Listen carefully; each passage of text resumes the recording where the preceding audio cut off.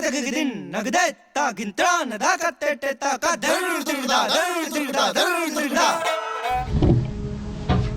good morning, Paul.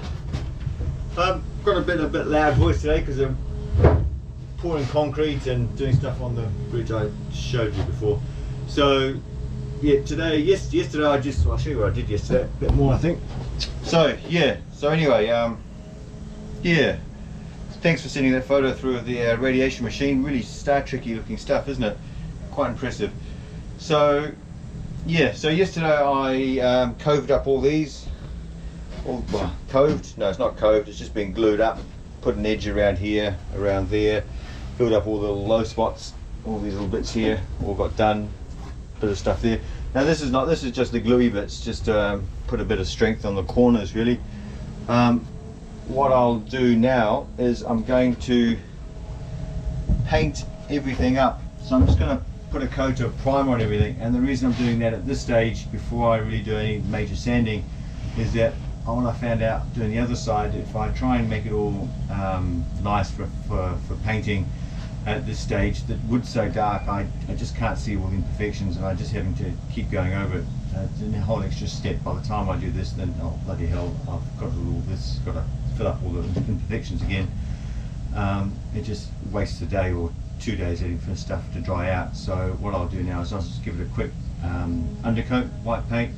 Allows me to see all the imperfections, and then I'll sand that back, and the undercoat will get sanded through to some of the chocolate stuff, all the glass, and then I can actually see which areas I've really got to concentrate on.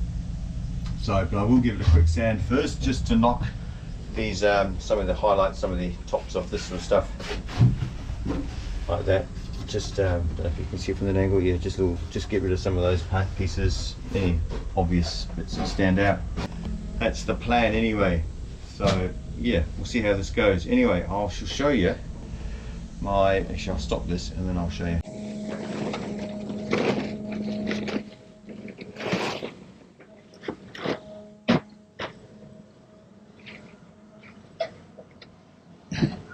Here you go. Kind of a rusty thing. It's an absolutely brilliant generator. Starts every time. It's a constant 15 amp or 20 amps total constant. So the Honda that we see a lot on the Honda EUs and all that sort of stuff, they're not a constant rating, whereas this is a constant rating, which is a really big deal. The only thing that fell apart on it was the pull. What's that pull?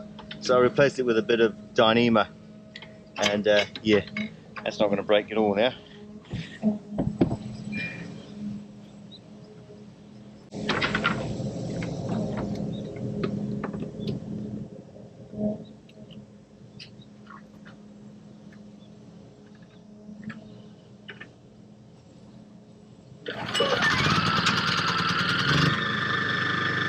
Like that. Every time. Brilliant. Highly recommend. It's my fossil fuel addiction on that thing. Right, I've only got most of my tools are 230 volts from New Zealand, so I've got to go through a transformer.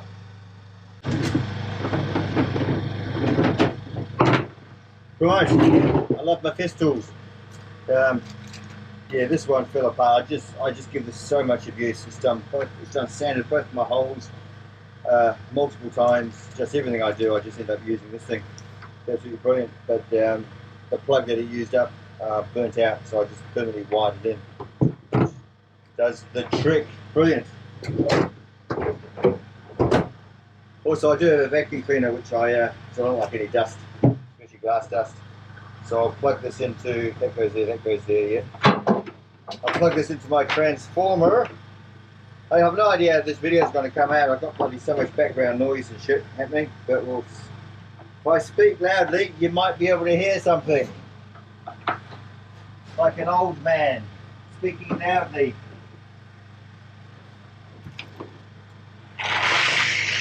That works.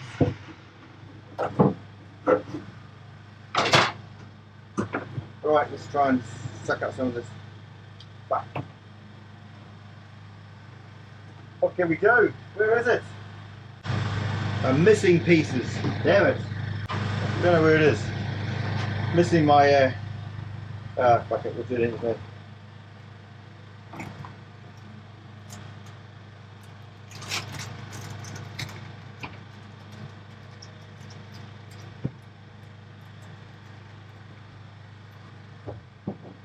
Like listen to the 100 side because it's Japanese vacuum cleaner.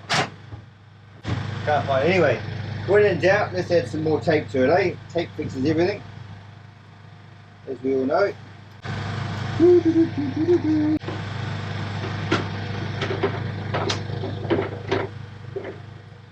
Righto, let's if I take this camera off here, it won't vibrate so much. Put it over here, I think, eh?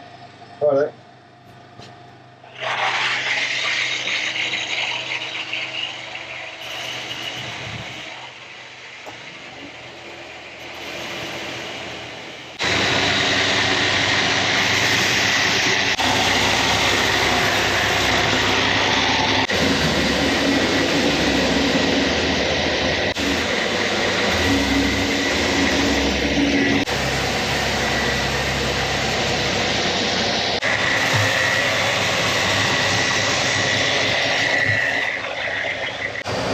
Righto, that'll do. Right, let's turn that Jenny off.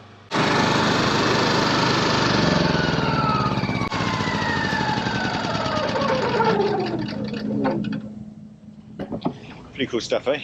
Love that little machine. Yeah. Right. Alrighty, so it's done. Yeah, so I just took all the tops off. You can see I've got to fill up all this stuff here, but yeah, it's fairly obvious there, but there are all sorts of little bits and pieces everywhere that if I don't, yeah, just trying to fill it all up perfect while it's all wood everywhere is just really hard. It's better off just to yeah, paint it white, and then you can see what happens with the light reflecting off things. It's just so much easier. Put things away, tidy up. What do you reckon, eh? I know what I'll do. I might do a time lapse of the paint going on. It's always fun watching paint dry.